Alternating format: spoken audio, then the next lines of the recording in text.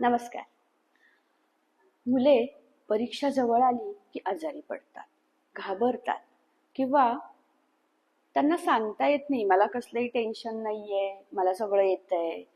हा विश्वास तर असतो, पण कुठेतरी आतून ती घाबरलेली असतातच आणि मग त्याचे परिणाम तुमच्या शरीरावर दिसून येतात. मग तापच येतो, सर्दी होते, झोप लागत नाही, मळमळतं, बरंच काही काही व्हायला सुरुवात होते. सुरुवातीला पालकांना म्हणजे आपल्याला असं वाटायला लागतं की हे नाटकच चाललंय, उद्या पेपर आहे ना, म्हणून आज तुझ्या पोटात दुखतंय असं म्हणायला सुरुवात पण होते. आणि खरंच तसं असतं ते. ती एक एन्झायटी असते आणि त्याच्यामुळे मुलं अनइझीनेस फील करतात. आणि मग त्याचा परिणाम असा होतो की त्यांना जेवढं येतंय तेवढं सुद्धा ते परीक्षेत लिहू शकत नाही.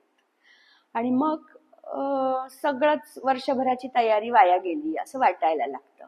तर यावर उपाय काय?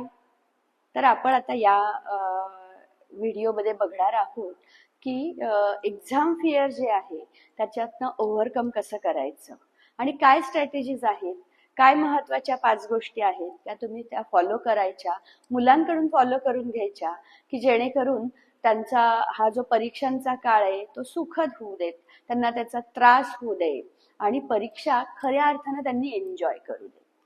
तर त्यातली पहिली महत्वाची गोष्ट आहे ती म्हणजे टाइम टेबल सेट करा. परीक्षेच्या वेळेला नाही किंवा परीक्षा आता जवळ आली आहे म्हणून नाही. बरेच जण काय करतात की आता फॉर्म भरलाय म्हणजे आता परीक्षा जवळ आली आहे किंवा शाळेकडनं डेट्स डिक्लेअर झाल्या म्हणजे आता परीक्षा जवळ आली. तर असं न करता अगदी सुरुवातीपासून जूनपासून जेव्हा तुमची शाळा सुरू होते तेव्हापासूनच रोज शिकवलेला टॉपिक रोजच्या रोज जर पूर्ण केला तर मला नाही वाटत की तुम्हाला खूप वेळ अभ्यास करायला द्यायला पाहिजे किंवा परीक्षेच्या वेळेला माझं हे राहिलंय, माझं ते राहिलंय असे काही भीती मुलांच्या मनात निर्माण होईल. तर ही रेग्युलॅरिटी त्यांना सुरुवातीपासूनच फॉलो करायला सांगायला पाहिजे. म्हणजेच त्यांचं टाइम टेबल नीट करणं हे अगदी गरजेचं आहे. दुसरी महत्वाची गोष्ट आहे म्हणजे वेळच्या वेळेला झोप घेणं आवश्यक आहे.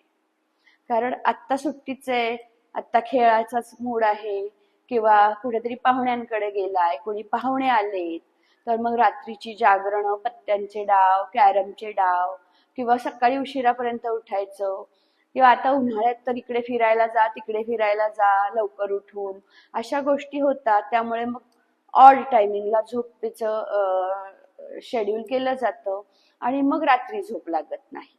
आणि मग ह्या सगळ्या गोष्टींमुळे कसं होतं की ऍक्च्युअल परीक्षेचा ऍक्च्युअल अभ्यासाचा जो दिवस असतो तेव्हा त्यांचं स्वतःचं शेड्यूलच नसतं महत्वाचं.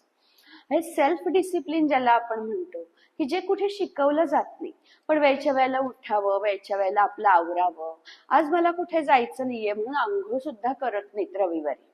असं न करता आपलं आपलं शेड्यूल फिक्स असावं. सकाळी मेडिटेशन ही तिसरी आपली महत्वाची गरज आहे जी याच पॉइंटमध्ये मी सांगतेय. कारण काय की सेल्फ डिसिप्लिन मध्ये ते पण इन्क्लूड करायला हवं. कारण रोज सकाळी मी उठून आवरून एक 10 मिनिटं देवापाशी बसतो. सगळ्यांनाच देव मानतात असं नाहीये. त्यामुळे काही जण नास्तिक असतील तर नका तुम्ही देवापाशी बसा असं मी नाही कंपल्शन करत आहे, पण कुठेतरी ध्यान लावून बसा, एक 5 मिनिटं शांत बसा आणि तुमचा कालचा दिवस कसा होता आणि आज तुम्ही त्यातल्या चुका कशा कॅन्सल करणार आहात किंवा नवीन काय सुधारणा करणार आहात की आजचा दिवस कसा प्रॉडक्टिव्ह होईल याबद्दल तर चिंतन करू शकता. आणि हेच रोज करायचं आहे आणि हेच मुलांना पण शिकवायचं आहे. मेडिटेशन म्हणजे काय हे शिकवून येत नाही. नुसता ओंकार लावला म्हणजे मेडिटेशन झालं असं नाही, पण त्याच्यामध्ये त्यांच्या मनातले विचार, त्यांच्या मनातली खळबळ शांत करता आली पाहिजे आणि त्यासाठी त्यांना 10 मिनिटं तरी शांत बसायला शिकवायला पाहिजे. आता ही जी जनरेशन आहे यांच्यामध्ये इतकी चंचलता आहे, आपण म्हणतोच ना पेशन्स फार कमी आहेत. हो खरंच, अहो तुमच्यामध्ये आहेत का पेशन्स? तुम्ही टीव्हीचा रिमोट घेतल्यावर दर 2 मिनिटाला चॅनल बदलता की नाही, की चला इकडे काय लागलंय बघूया, चला तिकडे काय लागलंय बघूया. तसंच आहे मुलांचं पण की त्यांना आपल्यापेक्षा सुद्धा कमी पेशन्स आहेत हे मान्य आहे, पण तो चंचलपणा, त्यांच्या मनाची स्थैर्यता आणण्यासाठी घालवायला पाहिजे. आणि तो घालवणं म्हणजेच त्यांना थोडं 10 मिनिटं शांत बसायला शिकवणं. आणि मग कुठल्याही ज्याला तुम्ही मानता, ज्या चैतन्याला तुम्ही मानता त्याचा विचार करणं, किंवा काही कर्मयोगी असाल तुम्ही तर तुमच्या प्रोडक्टिव्ह दिवसाचा विचार करणं हे महत्वाचं आहे. तर रोज सकाळी 10 मिनिटं आणि संध्याकाळी 10 मिनिटं जर का समजा एका जागी शांत बसून मुलांनाही त्याची सवय लावली तर त्यांना एन्झायटी राहणार नाही. परीक्षेच्या वेळेलाही ते मन शांत ठेवू शकतील. आणि अक्षरशः असं होतं की जेव्हा सुरुवातीपासून आपला पहिला मुद्दा टाइम टेबल सेट करणं, किंवा दुसरा पुरेशी झोप घेणं, आणि तिसरा हा मुद्दा आहे की मनाची शांती ठेवणं. मनशांती फार महत्वाची आहे आणि त्याच्यासाठी हे मेडिटेशन, माइंडफुलनेस असे भरपूर सेशन्स बाहेर जगात सुरू असतात. तर ह्या मध्ये त्याचं अवडंबर न माजवता थोडक्यात कमी वेळात पण त्याचा जास्त इफेक्टिव्ह होईल हे कसं वर्कआउट करायचं हे आपण केलं तर आपण मुलांना शिकवू शकतो. मागे आपण बोललोच आहोत की तुम्ही जर रोज अर्धा तास पुस्तक घेऊन बसला तर आपोआप तुमची मुलंही पुस्तक घेऊन बसतील. आणि अभ्यासाचं नसेल तर गोष्टीचं घेऊ देत, चित्रांचं घेऊ देत, आणि मग त्यांनी ते वाचू देत. हे वाचून वाचूनच त्यांना येणार आहेत या गोष्टी, आणि मग त्यातून ते तयार होतील. आपली पुढची प्रगल्भ पिढी घडवायची असेल तर त्यासाठी त्यांना आपण आत्तापासून तयार करायला पाहिजे. चौथा आणि अगदी महत्वाचा मुद्दा आहे तो म्हणजे अभ्यास करणं म्हणजे काय हे त्यांना समजावून सांगायला पाहिजे.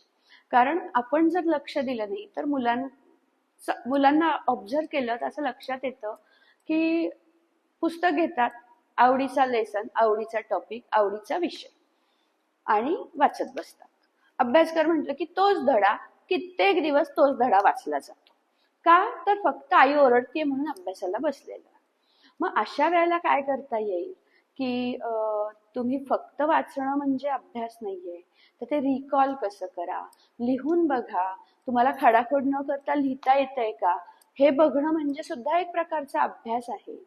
किंवा तुम्हाला आठवतायत का 10 गोष्टी, 10 फॉर्म्युले किंवा 10 महत्वाचे मुद्दे जर सलग पाठ केलेत तुम्ही तर ते तुम्हाला लिहिताना आठवतायत का, मुद्देसूद लिहिता येत आहेत का हे बघणंही म्हणजे ऍक्टिव्ह रिकॉलिंग टेक्निक हे सुद्धा महत्वाचं आहे.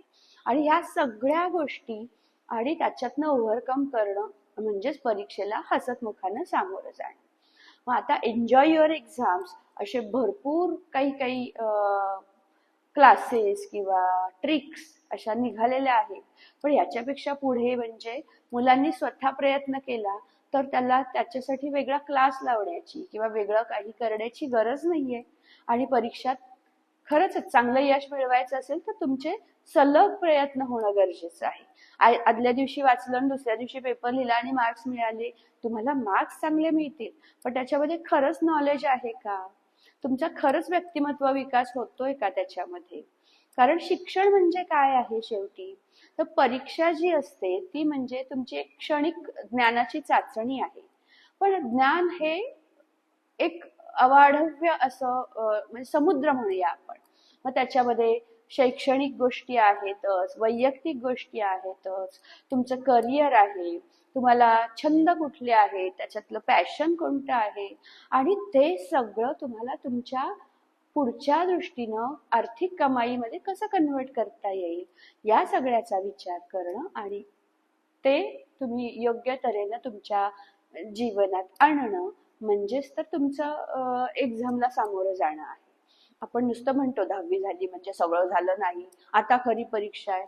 अरे कायमच परीक्षा असते, पण हळूहळू तयार करा. प्रत्येक गोष्टीत त्यांना तयार केलं तर मुलं नक्की छान पुढे तयार होतील. आणि मग त्यांना गरज वाटणार नाही तुम्ही काहीतरी सांगण्याची किंवा तुम्ही काहीतरी विचारण्याची. त्यांचं ते अभ्यास करायला सक्षम होतील. पाचवी शेवटची आणि अगदी महत्वाची गोष्ट आहे ती म्हणजे रट्टा मारायला शिकवू नका किंवा पाठ करायला शिकवू नका. त्यांना बोलायला लावा. जास्तीत जास्त इतर लोकांशी जेव्हा ते बोलतील, जेव्हा ते डिस्कस करतील, त्यांच्या मित्रांच्या डिस्कस करतील, तेव्हा त्यांना त्या गोष्टीमध्ये आपलं काय राहतंय, काय चुकतंय किंवा आपल्याला व्यक्त होता येतंय का नाही हे कळेल. कारण लिहिणं, वाचणं आणि आठवणं याहीपेक्षा पुढची महत्वाची गोष्ट आहे ती म्हणजे तुम्हाला ती व्यक्त करता येणं. जेव्हा तुम्ही तुमच्या 4 मित्रांच्यात व्यक्त करू शकता तेव्हा कुठे अनोळखी लोकांसमोर तुम्ही बोलू शकता. परीक्षा फक्त मौखिक किंवा लेखी अशीच असते असं नाही. तर ज्या वेळेला तुमचं जनरल नॉलेजची टेस्ट घेतली जाते त्याच्यानंतर तुमचा एक पर्सनल इंटरव्ह्यू असतो. तर त्या पर्सनल इंटरव्ह्यू मध्ये जर तुम्हाला व्यक्तच होता आलं नाही, जर तुम्हाला सांगताच आलं नाही, तुमचा हजरजबाबीपणा तिथं कमी पडला, तर तुम्हाला भरपूर ज्ञान असून तुम्ही आउट ऑफ मार्क्स घेतले असूनही तिथं काही उपयोग होणार नाही.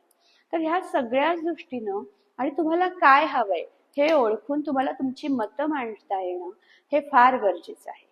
तर या 5 गोष्टींचा पाठपुरावा सुरुवातीपासून केला तर मुलं परीक्षेला अजिबात घाबरणार नाहीत आणि तुम्ही त्यांच्या परीक्षेची काळजीच करू नका. प्रत्येक गोष्टीत हसतमुखानं सामोरे जातील, खूप छान रिझल्ट्स घेऊन येतील आणि येऊ दे आता परीक्षा, मी वाटच बघतोय अशी ते वाट बघतील आणि ही अशी वाट बघावी असं वाटत असेल आणि कोणत्याही तुमच्या मुलांच्या संदर्भातल्या तक्रारी असतील, पालकत्व इतकी सोपी गोष्ट नाहीये पण तेवढी अवघड पण नाहीये. त्याच्यामध्ये तुम्ही इन्व्हॉल्व्ह होणं आणि ऍक्टिव्हली काही गोष्ट करणं हे फार गरजेचं असतं आणि ती रेग्युलॅरिटी रोज थोडा वेळ का होईना जर तुम्ही फॉलो केली तर गोष्टी छान आणि सोप्या व्हायला मदत होते. तर अशा प्रकारच्या कोणत्याही अडचणी असतील तर केव्हाही मला संपर्क करा, आपण बोलूया, व्यक्त होऊया. त्याच्यातनं नक्कीच तुम्हाला चांगलं सोल्युशन मिळेल आणि आपली ही जी पुढची पिढी आहे ती सक्षम घडेल याची मला खात्री वाटते. धन्यवाद.